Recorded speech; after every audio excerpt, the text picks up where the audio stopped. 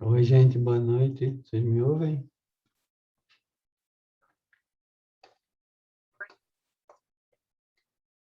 Oi, vocês ouvem? Ouvimos sim, professor. Boa noite. Sim, professor. Muito bom. Vocês estão desanimados hoje, é? Está sentindo um certo desânimo? Estamos começando o semestre agora, gente. Está todo mundo desanimado? Todo mundo Acho que é o cansado frio, já, professor. O frio não ajuda muito, né? Na verdade, tem razão. Mas então, gente, vamos iniciar nossos trabalhos. Ficamos no encontro... antes, eu vou fazer uma... antes, deixa eu começar. Já está gravando. Eu vou fazer uma propaganda de um filme que eu tomei contato há algum tempo, acho que há 2 semanas. É de 2019 o filme, tá? É O Preço da Verdade. E esse filme, gente, ele deriva de uma experiência concreta, não sei se alguém teve a oportunidade de assistir, mas ele tem tudo a ver com o que nós estamos enfrentando aqui, porque é uma ação que um advogado entra nos Estados Unidos contra uma indústria poderosa de química, que é a DuPont.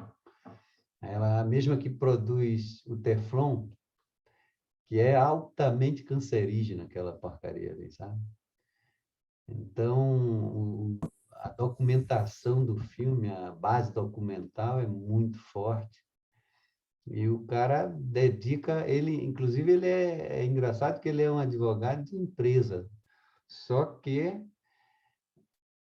a empresa ela tem depósitos, eu não vou contar tudo, porque eu gostaria que vocês assistissem ao filme, para a gente comentar um pouco, né? Debater um pouco sobre a força desse sistema global. É muito interessante a pressão da sociedade civil, conduzida pela ação do advogado, que dedicou a maior parte da vida dele a isso, por conta dos depósitos de resíduos que são colocados numa região no interior dos Estados Unidos. E estava contaminando, né, muita gente, contaminando os animais não humanos também. Tem o foco do filme é em um fazendeiro que contrai câncer, né? Ele e a esposa, e toda a propriedade dele é absolutamente contaminada.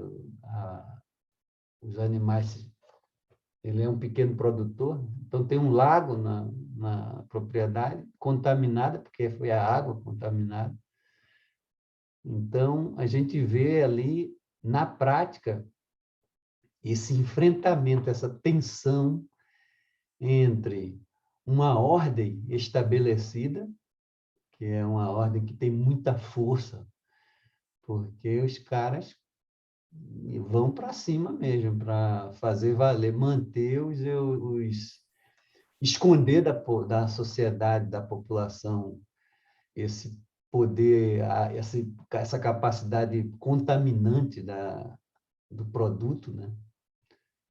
Então, é uma coisa alguém comentando, a Júlia, né? Tem o filme exato, parecido também, eu conheço esse filme aí também. Exatamente, é bem isso mesmo, Júlia. Então, a gente vê esse confronto e que realmente é uma tentativa de desqualificar toda a movimentação articulada pelo advogado, porque ele tenta mobilizar toda a sociedade, e sem a possibilidade imediata de vencer, né? Porque é como imaginar um camundongo enfrentando um leão. É uma coisa muito desigual. Mas, no final das contas, tem toda um retrato da força, né, desse sistema global que passa por cima de tudo, né, gente? Realmente são dados objetivos, dados de realidade, e que a gente vê a consequência disso nos corpos das pessoas contaminadas e dos animais não humanos, no ambiente biofísico. Imagine na água, a água contaminada é uma tragédia, porque como é que vai fazer? Então, é um negócio muito sério, sabe? Muito sério mesmo. Mas, ao mesmo tempo, nos possibilita, torna visível que os próprios governos, eles se aliam a esses grupos também, gente, porque o governo passa a mão, né, na verdade. E também tem alguns relatos e documentos que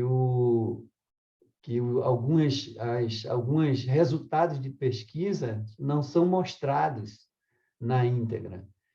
Embora tenha cientistas sérios trabalhando, mas são cientistas que, uma vez que eles passam a trabalhar para essas corporações, eles não têm autonomia para divulgar o que realmente a ciência, a força que a ciência pode mostrar. Então, eles são censurados. Né? Isso é muito comum. Né? No campo da biotecnologia, por exemplo, mais de 90% dos pesquisadores dessa área estão associados a essas grandes corporações. Né? A indústria farmacêutica, por exemplo, é uma das mais ricas, a que mais acumulou durante o século XX e também nesse início do século XXI.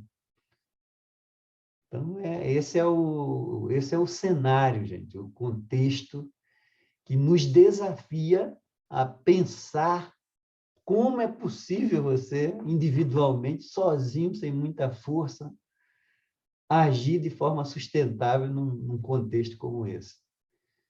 Então, não podemos ser ingênuos, achar que é simples.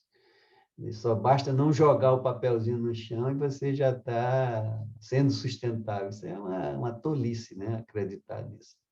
A questão é muito mais profunda, é muito mais forte, muito mais contundente, e a gente compreende, como pesquisador, com leitura, com debates, como a gente faz aqui, mas falta muito mesmo, para a gente... E não sei, eu, sinceramente, como pesquisador, como pensador dessas questões e que acompanho, não tenho muita expectativa, assim, até pela idade também, né? Já estou na reta de descida, então, mas a academia não pode formar ingênuos, tem que formar pessoas com capacidade de crítica, de compreender isso sem muita paixão, né? Para não bancar o tolo, tá bom?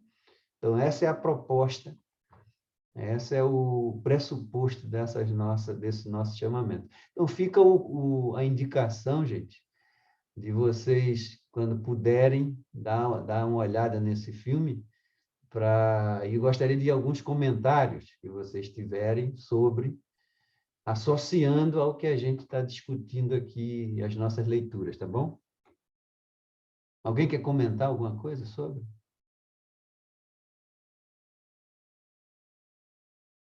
Qual é o nome do filme, professor? O Preço da Verdade. É de 2019. Com Tim Roberts e o outro ator principal, eu não me lembro. Mas eu assisti no Netflix. Obrigada, Bom, professor. então tá bom. Então, gente, vamos fazer o comentário. Eu vou compartilhar aqui a tela para mostrar para vocês o pessoal que participou, e vocês sempre me corrijam se eu cometo injustiça, tá, gente? É por isso que eu sempre faço dessa forma bem transparente, tá? Então, deixa eu mostrar aqui. A gente, na aula passada, quando a gente foi discutir a agenda da América Latina, que vou ser bem enfático aqui, é completamente diferente da agenda do hemisfério norte. Por essa razão que eu estou falando, até esse filme, né? Porque os resíduos, a gente já sabe, parte deles, eles exportam para países menos ricos, porque eles querem limpar o seu quintal. Vocês já ouviram a sigla NIMBY? É Not in my backyard, não no meu quintal. Então, eu limpo o meu quintal, deixo sempre ele limpo, não quero lixo na frente da minha casa, mas eu não estou nem aí se esse lixo vai para o quintal de outras pessoas. Então, é o princípio do NIMBY, Not in my backyard. Entendeu? Então, a gente tem que ver, tem que sempre prestar atenção nisso. Então, o que aconteceu na segunda parte da aula do encontro passado, que eu sempre estou convidando as pessoas a participarem da aula e dar a partir dos textos. Então, no grupo, tivemos dois pronunciamentos, basicamente, falando da agenda latino-americana, a partir do texto do Stensoro, que foi o texto do encontro passado.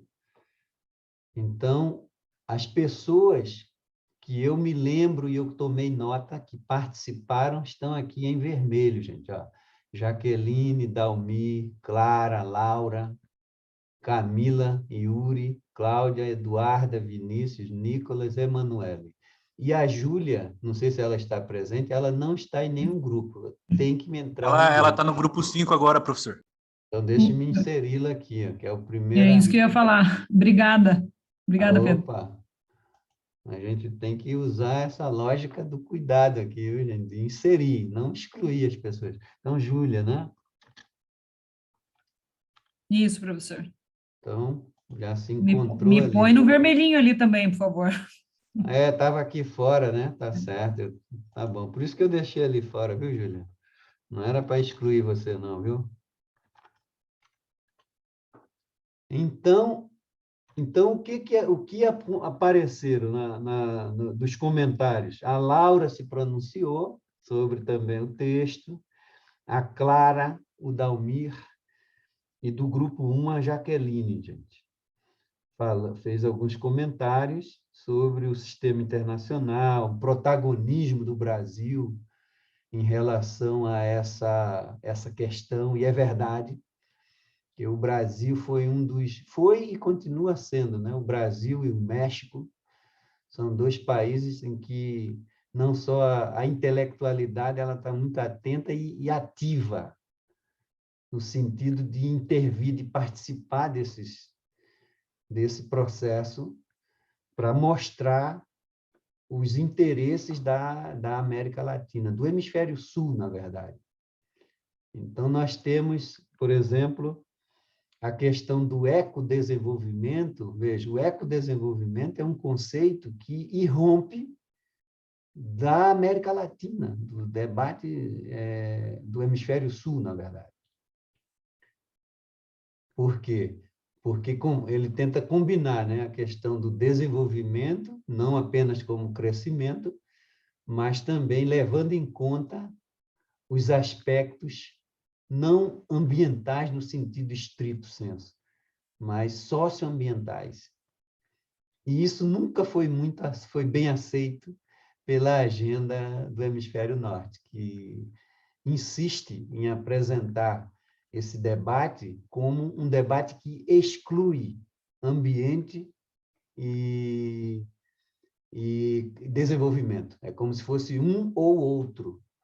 No caso da agenda lá do hemisfério sul, é o contrário.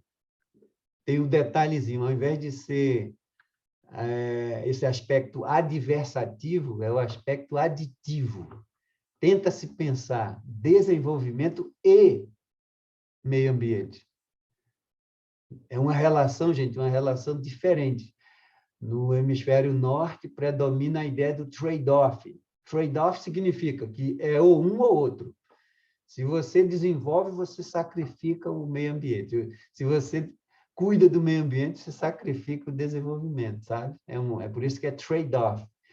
Na agenda latino-americana, predomina um trade-on, a ideia de que é possível pensar em desenvolver, produzir riqueza, ao mesmo tempo que você cuida do ambiente, porque o ambiente é tomado como base de sustento da vida, no sentido mais profundo que se possa ter. Essa é uma ideia de grupos originários da América, do Hemisfério Sul. Não é, e que isso não existe no Hemisfério Norte. Então, essas sutilezas, elas são muito importantes, mas quando chega nas conferências, o debate se acirra, porque não são sutilezas, não é uma coisa simples, tá? São coisas que são posições geopolíticas que colocam em questão esses interesses.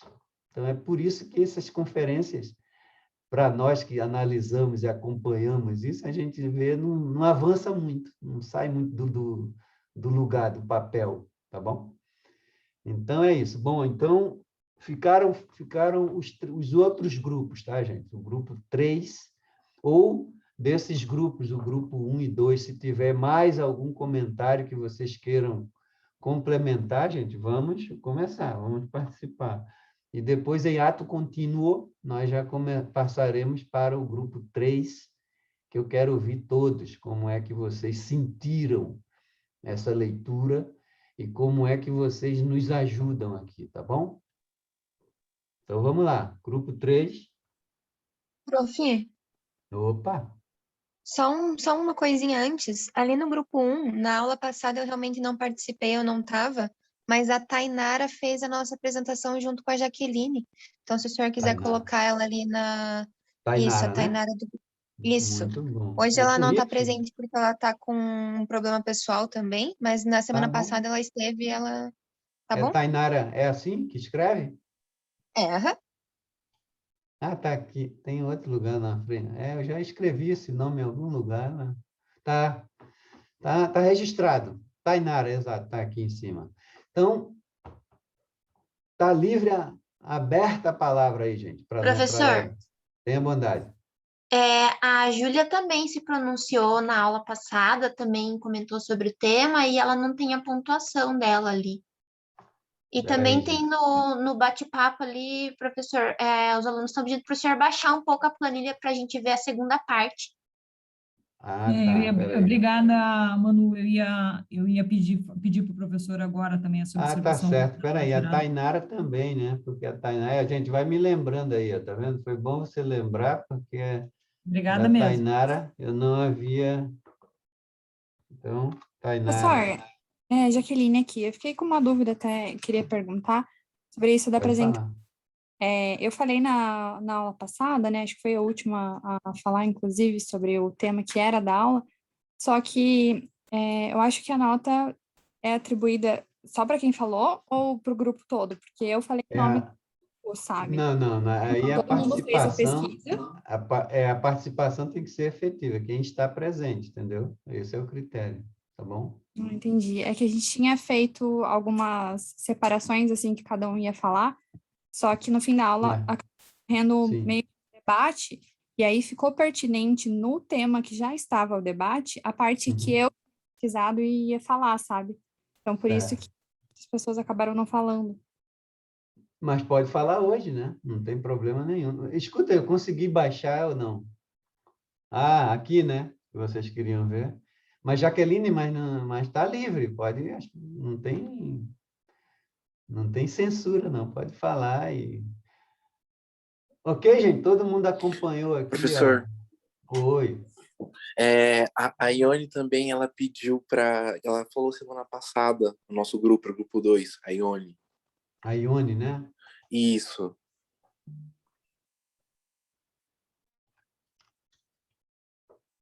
Deixa eu achar a Ione aqui.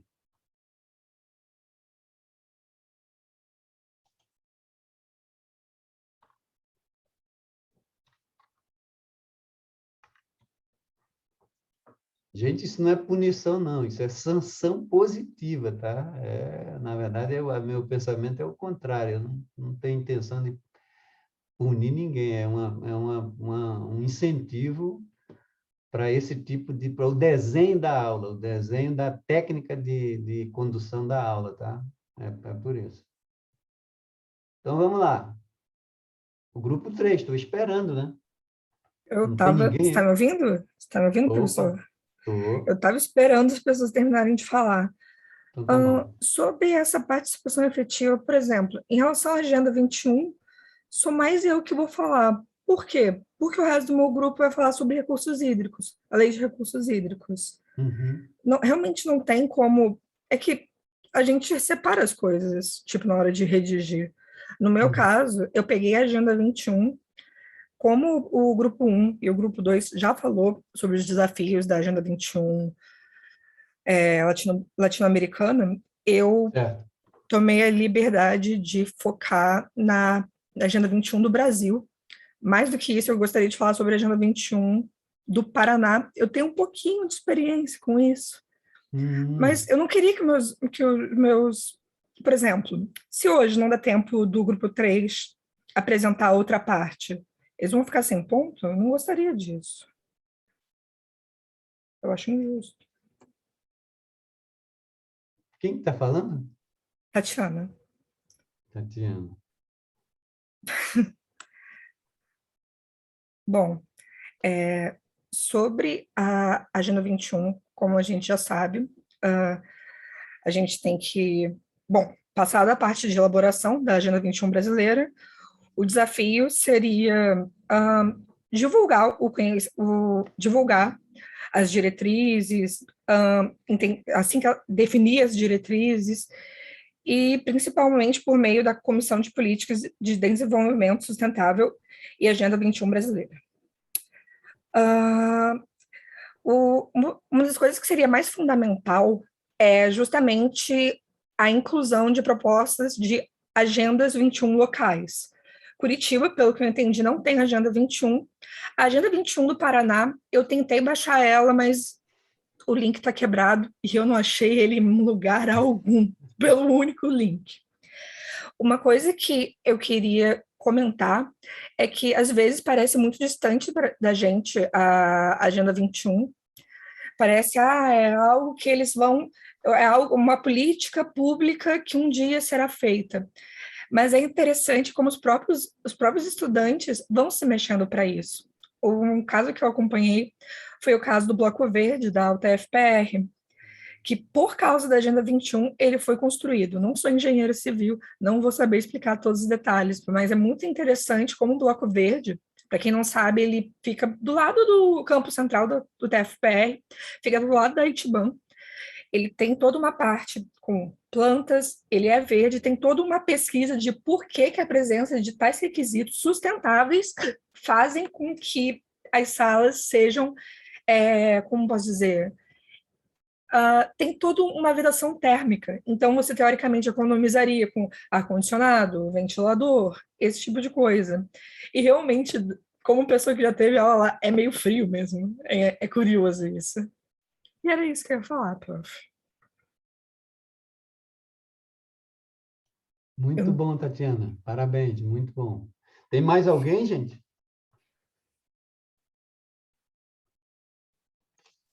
Professor, aqui, só dando uma complementada no que a Tatiana falou, essa questão aí da Agenda 21, a gente percebe que ela está completamente interligada, né? Essa Agenda 21 brasileira, ela está completamente interligada com a questão de toda essa questão da sua implementação com as políticas públicas do país, né?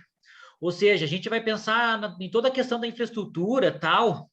E, pô, a gente está pensando aí, a gente está vendo aí a malha viária, a gente está vendo aí projetos de lei como o BR do Mar e malha ferroviária e tal, e a gente percebe que tudo isso tem tudo a ver com sustentabilidade. Por quê? Porque a gente vê emissão de carbono e outras, vamos dizer assim, outros combustíveis não oriundos do fóssil, hidrelétricas, etc. Então, a gente vê esse desenvolvimento, ele vindo de outras fontes renováveis, né? que desenvolvem o país sem onerar tanto as futuras gerações, né? E isso são coisas que lá na frente a gente vai ter vamos dizer assim, um ônus menor para a natureza.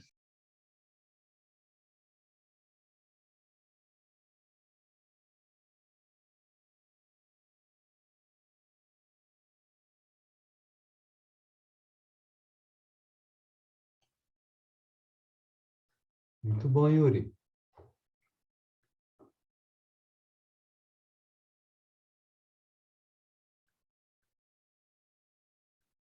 Grupo 4 aí, gente. Vamos ouvir agora como é que vocês sentiram o texto e a associação com o debate que nós estamos fazendo, né? A agenda desde a América Latina, no caso. Boa noite, professor. Tudo bem? Opa, pode falar. Então, eu vou dar uma retomada aqui no texto, nos pontos gerais, né? Daí talvez o meu grupo vai complementando os pontos específicos aí, né? Vou dar uma passada pelos capítulos. Pode ser?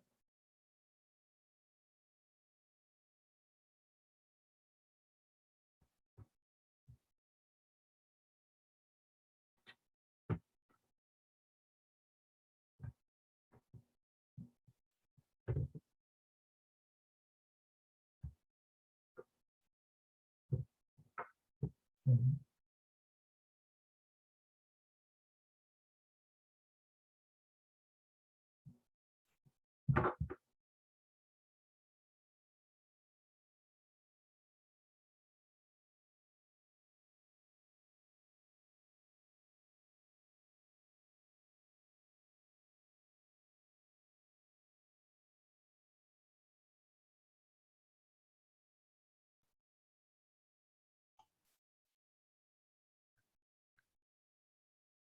Ficou mudo?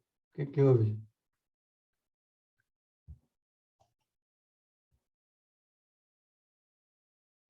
Professor, deu Professor, certo agora? Deu certo? aí, Eu acho que travou tudo aqui. São os imponderáveis mesmo da tecnologia, viu? Eu comecei a falar, daí eu fiquei na dúvida se estavam me ouvindo, daí eu carreguei de volta Eu aqui. eu não ouvi nada, viu, Manuel? Não estou Não, eu ouvindo vou nada. retomar então. Eu vou retomar então. Então, assim, o capítulo 1 do texto traz a questão da tensão norte-sul no debate ambiental e vai trazer também o conceito da crise ambiental, né? Então, temos o conceito de crise ambiental, trata-se de um conceito político e tem construção pela luta de interesses entre norte e sul, essa noção que o texto traz. A crise ambiental é um resultado do próprio crescimento econômico e elevado nível de qualidade e padrão de vida alcançada pelo mundo desenvolvido. A crise ambiental ela foi incorporada na agenda política internacional e foi celebrada em Estocolmo, como já foi dito aqui, né? O texto traz, né, que quem gera a crise ambiental são principalmente os setores privilegiados da humanidade, né? Então seria uma minoria cujos privilégios foram obtidos com altos custos ambientais, ecológicos e sociológicos. E também nesse capítulo já trata bastante que existe um predomínio da perspectiva do norte nas questões ambientais. Bom, do capítulo 1 temos basicamente isso. O capítulo 2 do texto trata do ambientalismo e ecologismo do norte. A gente viu o debate na agenda pública da ONU, mas esse tema surgiu muito antes, no contexto da Guerra Fria, como já foi dito até, eu lembro na aula passada que falaram da política do Truman, né, dos apoios aos países subdesenvolvidos. Vemos aqui muito assim uma ideia que a solução para a miséria do terceiro mundo fica restrita a um controle de crescimento populacional. Não vemos outras medidas para combater.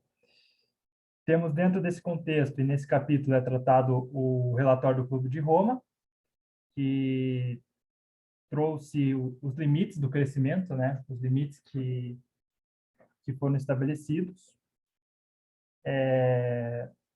Tem até aqui no texto, né, que a crise ambiental é um problema da humanidade sem divisões políticas. Deixa eu ver aqui mais.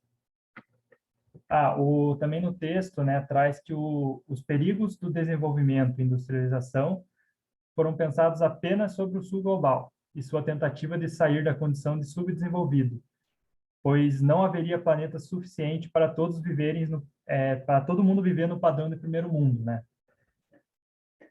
Esse é o que traz por fim nesse capítulo. Aí no capítulo 3, traz muito a discussão que a gente estava tendo agora no começo da aula, né? Que seria, até no capítulo aqui, a reação do Sul, né? Então, o que a América Latina, o terceiro mundo, qual que é a sua perspectiva sobre esses temas, né? Então, temos que a América Latina e o terceiro mundo temiam que a crise ambiental, da maneira que é entendida pelo primeiro mundo, debilitaria seus esforços para sair da condição de subdesenvolvidos. Temos o relatório eu não sei como é que fala certo aqui, se é Fonex, não sei qual que é a pronúncia, mas foi a perspectiva do terceiro mundo sobre a crise ambiental, com a ideia de proteger o meio ambiente e a ideia de alcançar o pleno desenvolvimento. E o tal documento foi incorporado ao documento base de Estocolmo. Tem uma parte, né, do capítulo que fala especificamente do Brasil, como foi tratado aqui, o Brasil toma muito à frente na questão desses temas, liderou a opinião dos países e via a problemática ambiental como um tema político, no qual as assimetrias de poder internacional poderiam ser prejudiciais aos interesses do Sul. E, por fim, aqui no texto, vai trazer o que o professor terminou falando aqui da questão do ecodesenvolvimento, né? Que seria, vamos dizer, a resposta às teses do Clube de Roma, né? Então, o ecodesenvolvimento, falando brevemente, seria a gestão racional dos recursos, com o objetivo de melhorar o habitat global do homem e garantir uma qualidade de vida melhor de todos os seres humanos. Seria basicamente isso. Essa visão de crise, Manuel, esse aspecto esse acento mais político, né, desse debate da sustentabilidade, qual é a posição do grupo? O que é que vocês acham? Faz sentido isso? Vocês concordam com esse acento que o autor dá? Vocês têm uma visão diferente? Conhecem outras abordagens que relativizem isso ou concordam? Enfim, eu queria ouvir a opinião de vocês agora mais pessoal, né? Se é que vocês fizeram essa discussão interna no grupo. Não sei se alguém aqui do grupo quer falar ou eu mesmo falo. Qualquer coisa, licença, né, Manuel? Eu posso falar, você pode complementar, de repente, até para não ficar uma pessoa só falando, não sei. Pode ser. Mas eu imagino que a gente não chegou a discutir isso propriamente, na verdade. Mas eu acho que até por todas as discussões que nós fizemos nas aulas até agora, já ficou evidente que a questão ambiental não é um problema que fica só no ambiental mesmo, né? Vai envolver muitas outras questões socioeconômicas, a própria política mesmo. Essa retomada que o Manuel fez do conteúdo foi até interessante, porque, assim como os outros grupos já falaram, permite muito ver também todo esse caminhar que nos levou até hoje nesse aspecto socioeconômico e ambiental, né? Então, já com uma supremacia, digamos assim, da visão do norte, e até o que o professor falou no começo da aula de como a expressão, not in my backyard, um negócio assim, não me lembro direito. Então, a gente até percebe... NIMBY, hein, Eduarda? É NIMBY. Isso, NIMBY. Not exatamente. my backyard. Então, a gente até percebe como todos esses aspectos estão envolvidos na questão ambiental, né? Então, eu imagino que a visão do grupo seja bem parecida com o autor nesse sentido. Não sei se é realmente isso? Se alguém quiser complementar. Eu concordo, a gente vê pelo texto que é praticamente impossível separar a política das questões ambientais, né? Então, temos uma política que influencia totalmente nas medidas que vão ser tomadas, né? Então, a gente falou bastante da política Truman, outros grupos falaram mais até sobre isso. Uma coisa sempre está interligada à outra, né?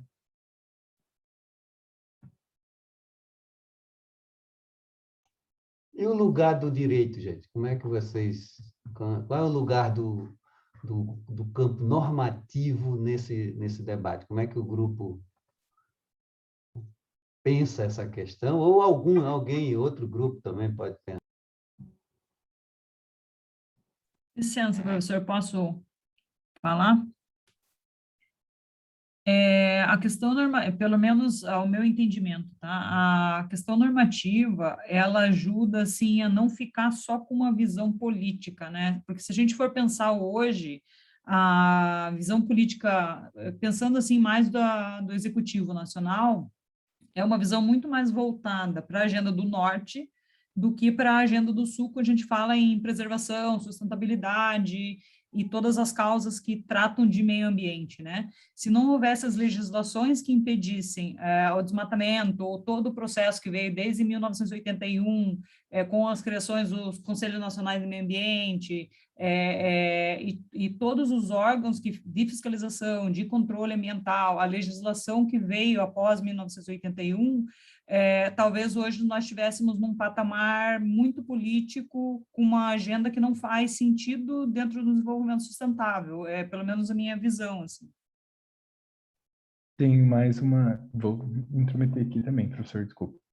Uma questão de estabilidade, eu acho. Apesar, né, o direito vai mudando e vai se aprimorando, mas é muito mais estável do que uma política que é decidida por alguns, né? O direito é uma coisa um pouco mais construída, um pouco mais sólida e que vai sempre manter alguma linha, né? Então não é tão volátil igual a política, né? Complementando o que minha colega falou.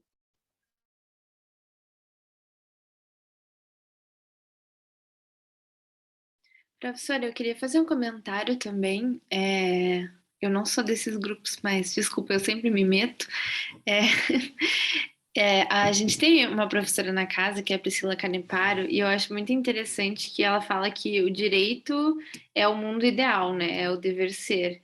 Então, eu acho que isso se aplica, claro, a todas as áreas do direito, mas essa parte ambiental eu acho muito importante, porque o direito tem esse papel de criar, pelo menos no papel, o que deve ser, né? O que seria o ideal, o que a gente gostaria que fosse. E eu acho que também é um momento, assim, é um instrumento para que a gente possa criar metas e criar objetivos e criar parâmetros e não ficar também uma coisa meio autorregulada que a gente já sabe que não funciona, né? Então, eu acho que o direito tem que ser uma mão firme, assim, nesse sentido.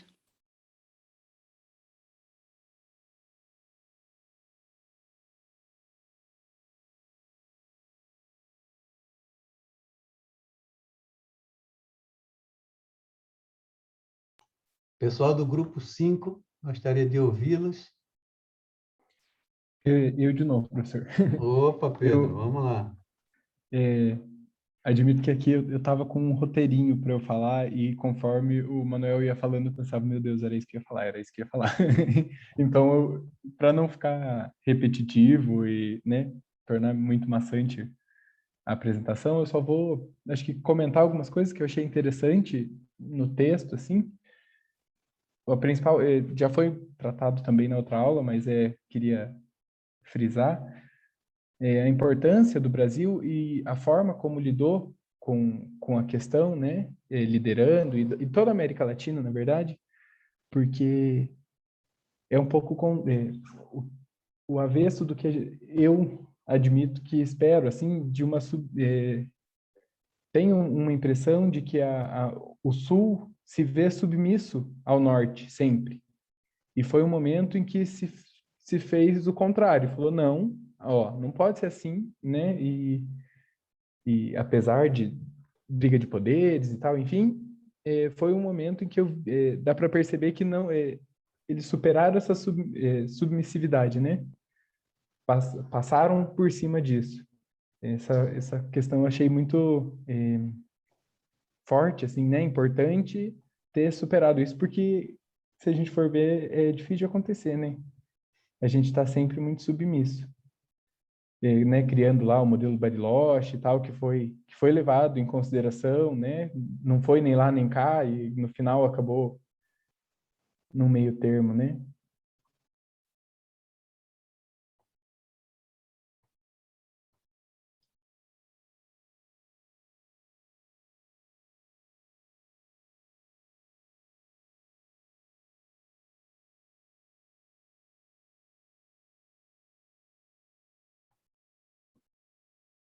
Só tem o Pedro, hoje, no grupo 5.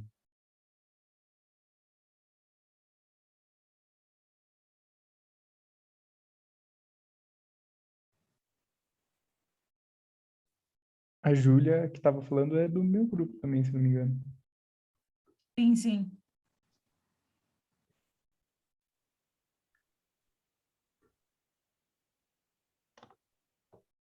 Então tá. Deixe-me, antes de passar para a próxima etapa, vamos fazer uma síntese agora de tudo que a gente vem construindo, tá, gente? Esse é o aspecto didático, né?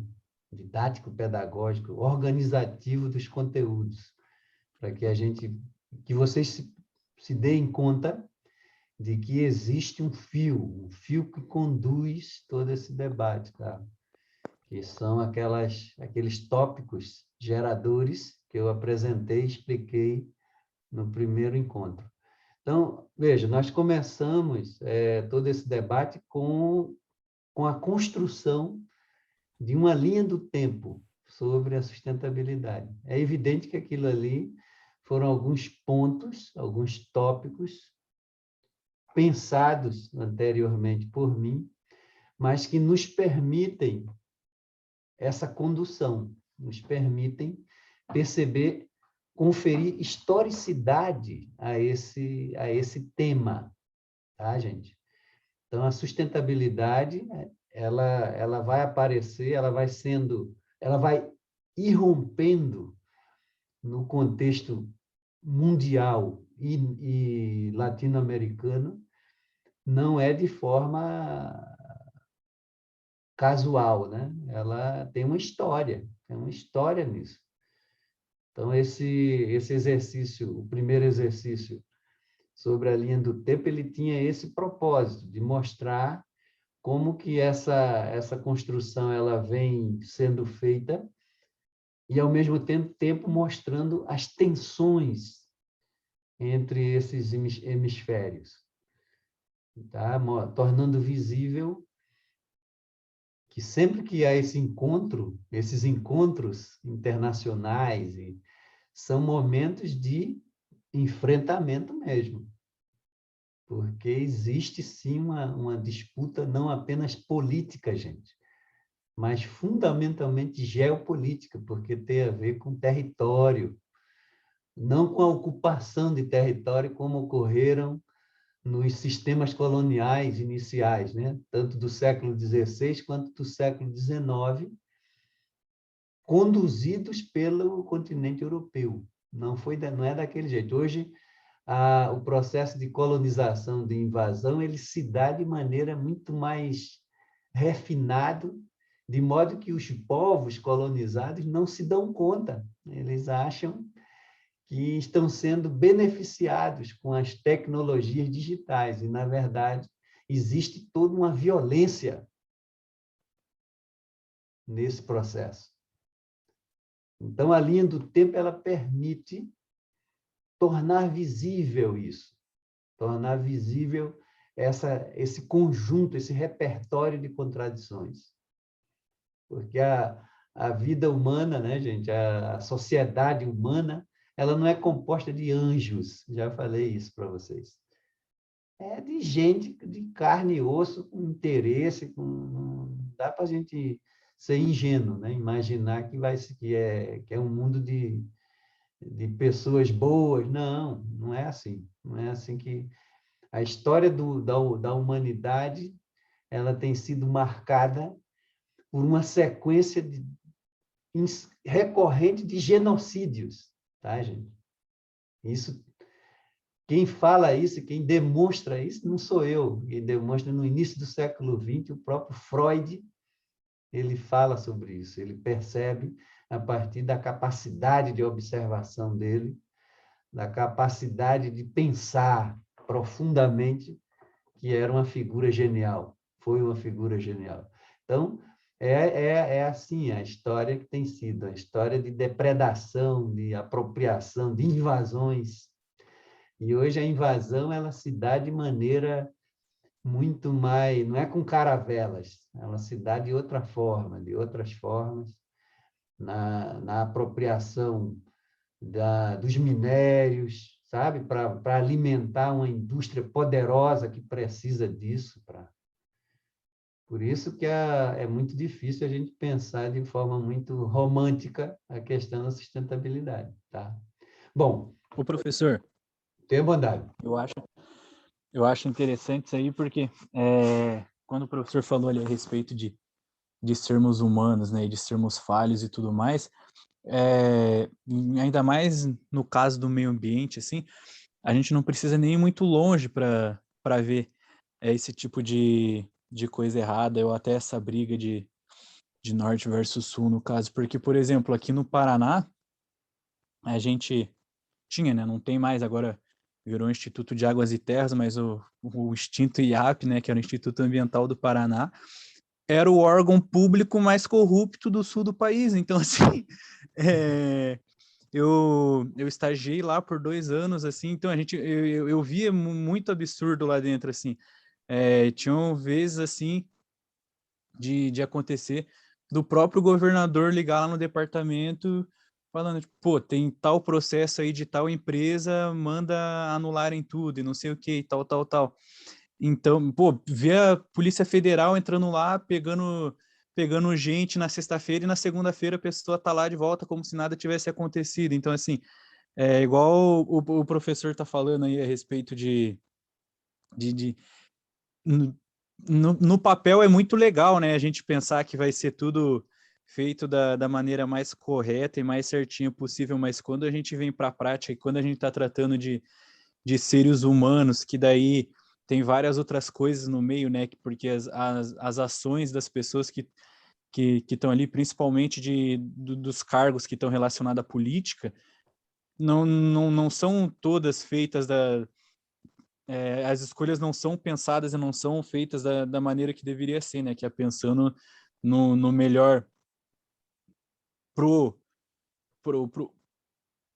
meio ambiente como um todo, né? Tanto para a natureza e para as pessoas que estão ali em volta envolvido, mas acaba sendo movido muito mais por questões pessoais e com a vontade de não, mas se eu fizer isso eu ganho mais ponto aqui e daí lá para frente, né? Então passa a ser muito mais o lado ganancioso do ser humano pensando em si próprio, nas coisas que ele pode conseguir com aquilo, motivando as ações, né? Complementando a fala do Luiz, até mesmo voltando um pouco no texto, quando a gente vai na parte quando ia acontecer o evento, né, quando o lado sul não queria participar, não foi a força de quererem fazer o sul participar não foi pelo evento em si, né, pelos objetivos, mas que para que o evento realmente acontecesse, não fosse uma quebra de expectativa, né, para não quebrar essa expectativa com o norte, né, para agradar essa realeza. Lendo o texto, realmente parece que você está lendo uma teoria da conspiração norte-americana, assim, as coisas que eles falaram, né? A gente que tem esse olhar mais latino-americano do sul, né, configurado no texto, chega a ser engraçado. Eu admito, algumas partes eu fiquei até abismado, assim. E realmente, até hoje, se a gente vê alguns detalhes, né, o lado norte, principalmente os Estados Unidos, ele sempre faz e coloca a culpa nos outros, né?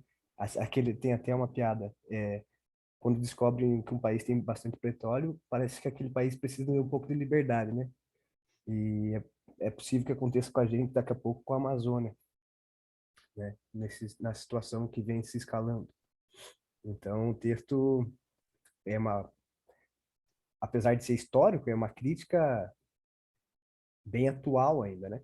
Porque antigamente era mais fácil a gente ter essa noção de quão atrasado, em certa forma, no capital, assim, a gente era, porque demoravam as coisas para chegar, né?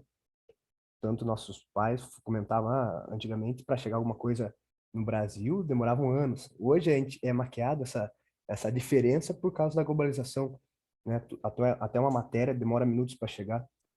Mas é engraçado quando a gente vai para lá e percebe que a gente é menosprezado e a culpa do retrocesso é nossa, né? Eu falo nossa parte mais latina, né?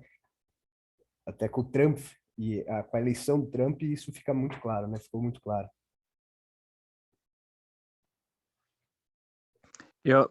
Voltando aí também um pouquinho a respeito do que o Nicolas falou aí do retrocesso ser nossa culpa mesmo, né? Dando um exemplo ali, igual eu citei o próprio IAP, que hoje em dia não existe mais, mas assim, o IAP deixou de existir justamente porque não tinham mais funcionários, né? Tipo, teve um concurso só na história inteira, quando tinha lá seus 1.000 e tantos servidores pelo Paraná inteiro, mas em 2019 tinham menos de 400, né, servidores já, e desses 400 e desses menos de 400, mais da metade já estavam entrando com pedido de aposentadoria. Então, assim, era algo que era deixado de lado, ia sendo deixado de lado e cada vez mais, tipo, não vamos dar atenção por isso aqui. E não era por falta de cobrança, porque tinha muita cobrança do, não pode deixar morrer, não pode deixar morrer, e acabou que tiveram que juntar vários outros órgãos, né, para continuar funcionando aí. Muito bom, gente. Excelentes os pronunciamentos de vocês. Então, agora...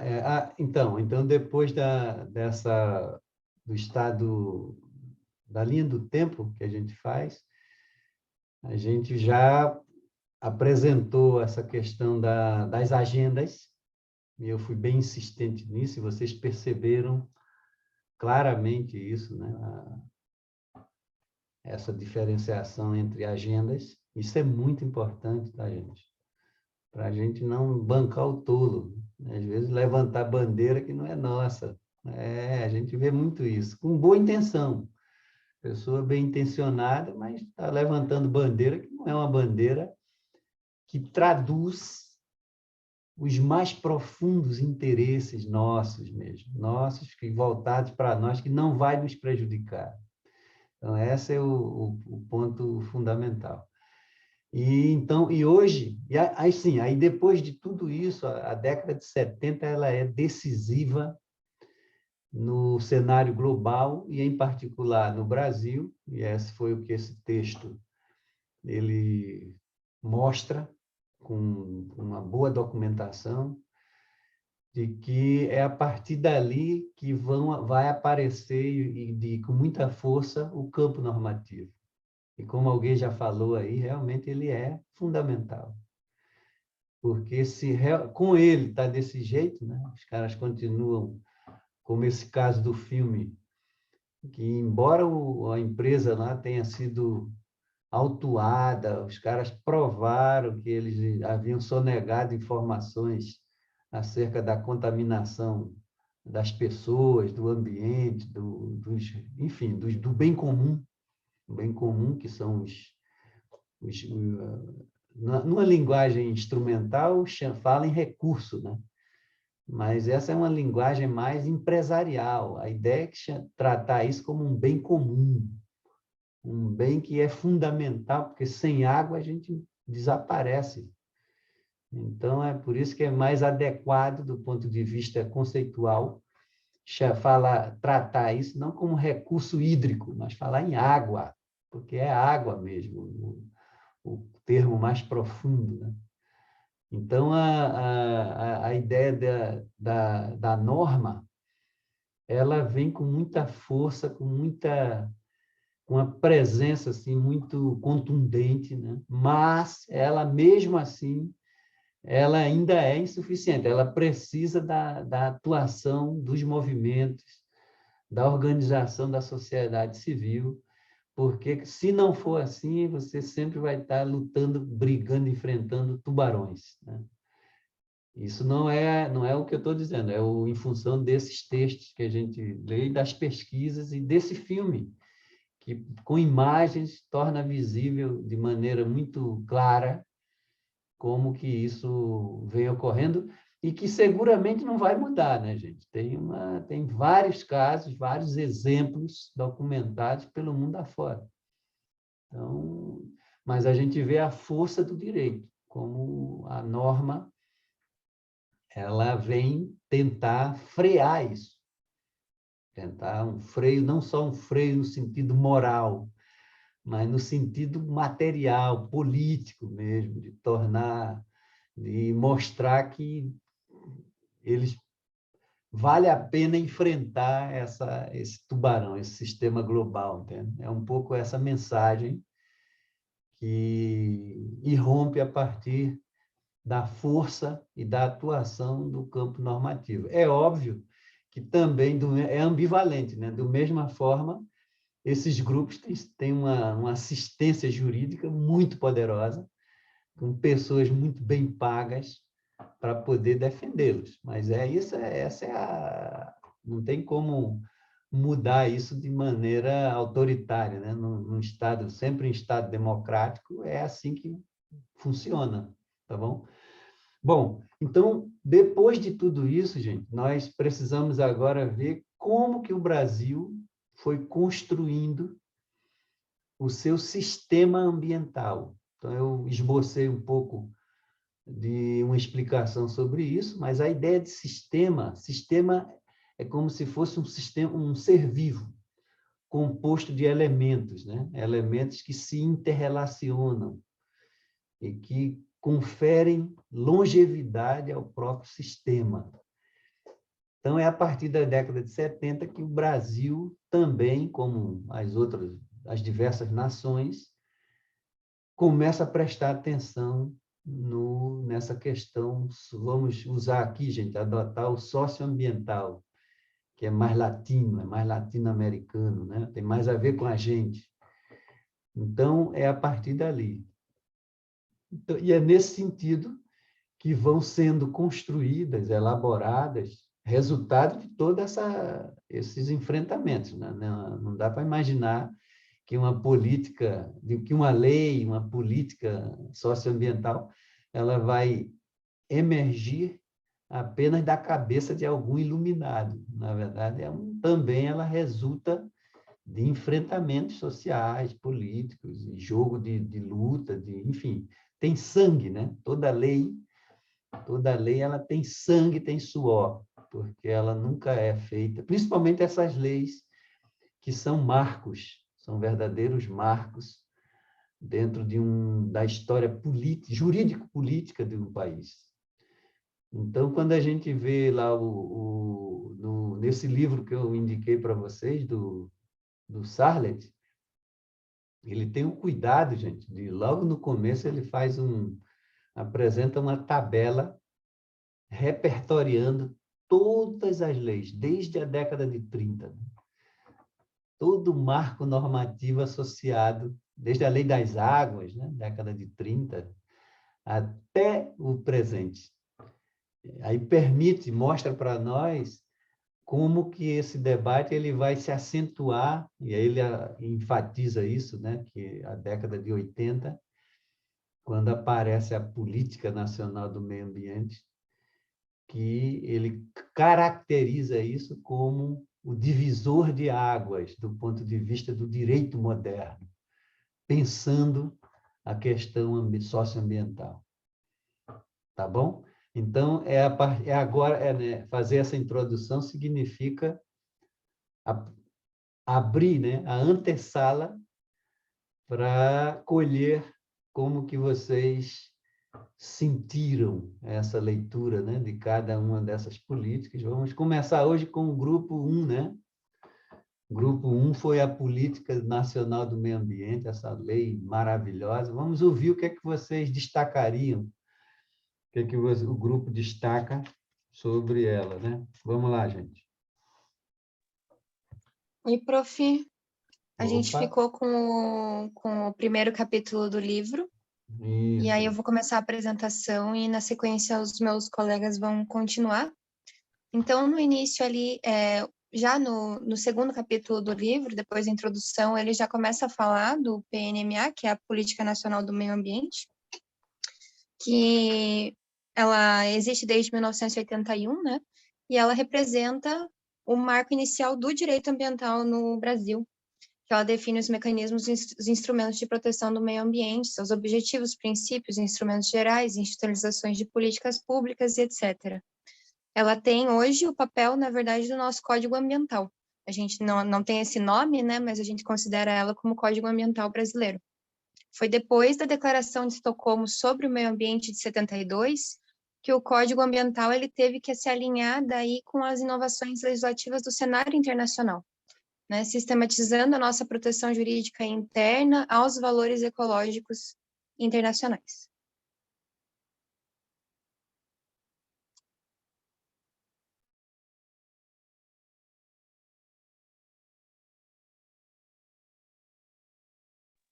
Eu acho que a Jaque está por aí? Eu achei que era a Nicole. Bom, vou falar então Não tem problema. sobre as inovações que a política trouxe. A gente pode citar a criação do Sistema Nacional do Meio Ambiente, que foi o que impulsionou o desenvolvimento de órgãos especializados nessa temática ecológica, e trouxe para todas as esferas federativas e vinculou a atuação dos entes públicos quanto aos novos objetivos de proteção ambiental que surgiram. Tem também a criação do Conselho Nacional do Meio Ambiente, que foi responsável em criar o Programa Nacional que faz controle da qualidade do ar, e ele veio para estabelecer os limites de poluentes no ar atmosférico para a proteção da saúde. E os estabelecimentos dos instrumentos da política também surgiram, como a exigência da licença ambiental e também do estudo do impacto ambiental que as atividades que poderiam ser poluidoras iriam trazer. E isso também gerou a responsabilidade objetiva daqueles que forem os poluidores, né? Então, eles ficam responsáveis por fazer a reparação ou indenização quando for devido, conforme o dano ecológico que eles causarem.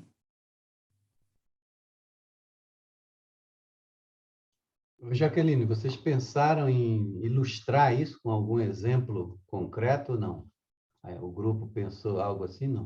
Professor, na verdade, essa parte é sobre o princípio que rege aqui, o nosso princípio norteador do direito ambiental, que é o princípio do poluidor-pagador.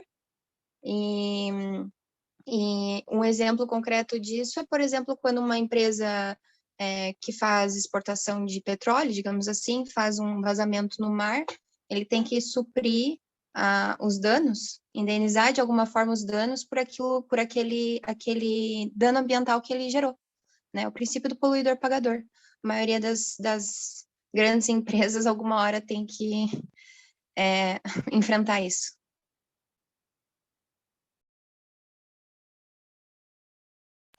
Deixa eu fazer outra pergunta agora, que eu vou fazer para todos os grupos, tá, gente? Vocês já pensaram no tema que vocês vão apresentar como a avaliação final? Professora Thay, que é a nossa colega que não está presente hoje, ela começou a fazer no primeiro dia de aula, porque ela achou que no primeiro dia de aula a gente tinha que entregar já o trabalho. E aí, pelo que eu sei, ela começou a fazer alguma coisa sobre água. Eu acredito que a gente vá para algum lado desses, talvez chuva, mas ainda não temos o tema 100% definido. Muito bem. Eu quero sugerir que vocês tentem ilustrar isso com algum caso, sabe? Caso julgado, sabe? Mesmo para que não fique muito apenas no abstrato, tá bom, gente? Beleza, prof. Meus colegas ainda vão falar. Se pudesse só esperar Então, mais um tá. minutinho, a Nicole e o Henrique estão no grupo, eles ainda têm a partezinha deles também. Então, tá bom, vamos lá. Nicole, ou é o Henrique agora? Oi, agora sou eu, a Nicole. Fale, Nicole. Então, na verdade, eu vou falar bem brevemente sobre a maior complicação, né, que o Código Ambiental enfrentou, né, que foi até deu para perceber que houve uma demora ali, uma dificuldade na parte de implementação, né, do novo marco regulatório ambiental, trazido pela lei, né, número 6.938, que então foi mais na parte da implementação mesmo do código, que houveram resistências de vários setores, na iniciativa privada e no governo, que foram contrários, né, ao conteúdo normativo e, consequentemente, afetando a implementação mesmo do Código Ambiental.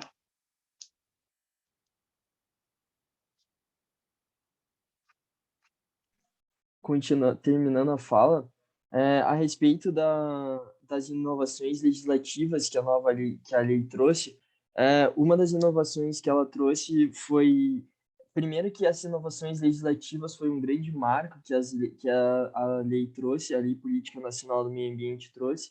Ela criou um grande laço entre a proteção entre o meio ambiente e o Estado, fazendo com que o Estado atuasse diretamente protegendo o meio ambiente, criando novos deveres e obrigações para os entes públicos em questão de matéria ambiental. Uma dessas inovações legislativas foi a criação da SEMA, que é a Secretaria Especial do Meio Ambiente. A SEMA foi responsável por colocar a proteção dos recursos naturais na pauta política brasileira, e também ela fez um papel de observar, de cobrar o Estado brasileiro quando se tratava dos assuntos do meio ambiente. Ela fiscalizava se o Estado estava ou não agindo, fazendo essa devida proteção. E as inovações legislativas, ela, mesmo estando em vigor há 30 anos, ainda é possível a gente ver que, nos dias de hoje, elas são grandes centrais na política nacional do meio ambiente, bem como também no direito ambiental brasileiro, de uma forma geral, e ela teve uma grande importância na proteção da qualidade, do equilíbrio e da segurança ambiental, para assegurar uma proteção mais adequada à dignidade da vida humana e proteção do meio ambiente como um todo. É isso. Deixa eu fazer uma pergunta, uma provocação para o Henrique. Henrique, predomina nessa lei, nessa política, na PNMA, uma visão, uma concepção preservacionista ou conservacionista? O que é que tu acha? Ou nenhuma delas? Enfim, vamos lá. Eu acredito que é um pouco dos dois, porque, por um lado, ela tenta preservar o que a gente já tem, e também ela tem uma função, ela é uma lei que visa não só o que está acontecendo agora, mas também visa o que vai acontecer no futuro. Então, acredito que também é uma forma de conservação. O grupo está de acordo com essa explicação do Henrique?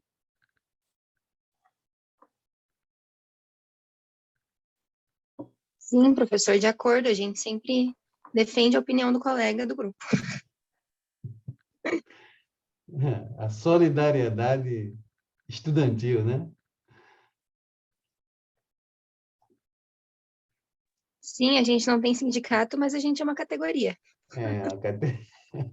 Tá certo. Mas é que, assim... outra pergunta, não para o Henrique, para a Camila, né? A Camila que defendeu aí a posição do Henrique. Camila, essa concepção de ambiente nessa lei é uma concepção mais próxima ao hemisfério norte ou hemisfério sul? O que é que tu acha? Norte. Por quê? Porque a maioria das leis são, prof, na verdade. Eu fui assim mais na pergunta do que eu imagino, porque parar para pensar que o Código Ambiental é baseado no Protocolo de Estocolmo, que é um protocolo pensado mais para as regiões ricas do que para as regiões pobres. E como nos países de hemisfério sul a gente tem os maiores países de subdesenvolvimento, me parece que toda essa legislação é bonita, mas não se encaixa tão bem aqui para o país desenvolvido. O grupo concorda com a Camila? Sim, professor. A gente tem Sim, que sempre prof, de concordar, acordo. né? É a sustentabilidade do grupo, isso. Tá certo. Muito bom, mandou bem, viu, Camila? Mas o Henrique, tem o conceito ali, tem que pensar um pouquinho, tá? Predomina muito uma visão preservacionista, e tem diferença nisso, tá? O preservacionismo, ele está associado a uma ideia do norte, né? De você proteger no sentido do biofísico, do ambiente em estrito senso. E a conservação, não. A conservação ela já incorpora práticas humanas, sabe? Então, não é a mesma coisa e não é nesse sentido que você colocou aí, não, tá? É diferente. Há uma disputa de sentidos. E havia isso também na hora da elaboração dessas normas, como há até hoje. A questão do conservacionismo pressupõe que você pode incorporar o manejo do ambiente, o manejo, por exemplo, de florestas. Quando você usa agroecologia, por exemplo, é uma técnica, uma filosofia, na verdade, uma filosofia muito mais conservacionista, porque a ação humana ela é fundamental até para melhorar esses sistemas agroecológicos. Sabe? Por exemplo, a agrofloresta também, que é muito comum em grupos quilombolas também. É a mesma coisa. São práticas conservacionistas, porque não quer eliminar o humano. E essa coisa de proteger, por exemplo, uma determinada área e retirar os humanos de lá, isso não é coisa, não faz parte da agenda latino-americana, do hemisfério sul. Entendeu? Isso é muito mais a visão estética, né, do norte. E, não, vamos preservar, e se demora, eles vão mandar matar o povo que está ali, os grupos originários, para poder proteger uma determinada área nesse sentido, sabe? Então, tem questões muito profundas. E a política nacional, então, aí a Camila tangenciou a questão. Realmente, ela é muito fortemente influenciada por esse processo de colonização do ponto de vista normativo também, né? Porque infelizmente, a gente tem é muito difícil de romper com isso, de deixar de pensar como um colonizado, sabe? De pensar a partir dos óculos desses grupos que não falam os mesmos interesses nossos, sabe? Esse processo vai longe. Houve um processo de descolonização no sentido político, mas não social, não cultural. Ele permanece. Tanto é que a gente tem a mania de imitar, de repetir, né? De achar Professor, que é... Oi, pode se falar. me permite, eu não faço parte desse grupo, sou do grupo 5. Posso estar falando besteira, mas, se não me engano, já existia anteriormente a PNMA, o licenciamento ambiental, mas ele foi fortemente, né, instituído na PNMA, demonstrando o passo a passo dele, né, a avaliação, a UAIA, né, com o estudo também de impacto ambiental, que nada mais é do que fazer essa análise territorial, perguntar para a sociedade, para a comunidade, se de fato aquilo tem ou não tem interesse para eles, né? Ouvir a sociedade afetada por um empreendimento, uma indústria, algo do gênero que vai ser colocado naquela situação. Eu acho que a PNMA foi extremamente importante para a imposição do licenciamento, para a avaliação do impacto ambiental junto com o estudo, junto com o relatório que vem desse estudo.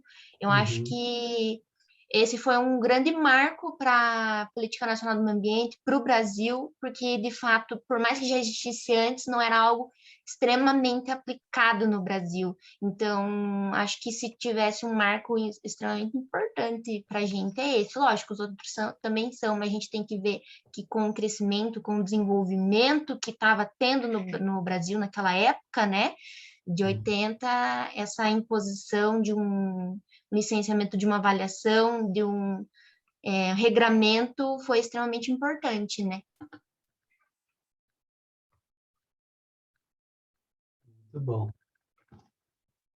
Então, eu estou satisfeito depois dessa sabatina que foi feita em relação ao grupo e gostei como que vocês enfrentaram, né, todas as provocações. Gente, eu vou encerrar a aula agora, hoje, um pouco antes, em função de outra agenda que eu tenho ainda, é uma coisa louca, sabe? Então, eu tenho que resolver um problema ainda agora. Na próxima aula, a gente dá continuidade a partir do grupo 2, e vai ser a aula que eu também vou fazer alguns comentários sobre a avaliação, tá? Sobre o exercício avaliativo, tá bom? Então, não percam, será uma aula também de utilidade pública, tá bom, gente? É isso, quero desejar uma ótima semana, que vocês se cuidem, continuem Boa se noite, cuidando. professor. Tá bom. Obrigada Boa pela noite. aula. Tchau, tchau. Tchau. Obrigado, Boa professor. noite, professor. Tchau, tchau. Boa noite, professor. Boa Tchau, tchau. noite. Tchau. Boa noite, professor. Boa noite.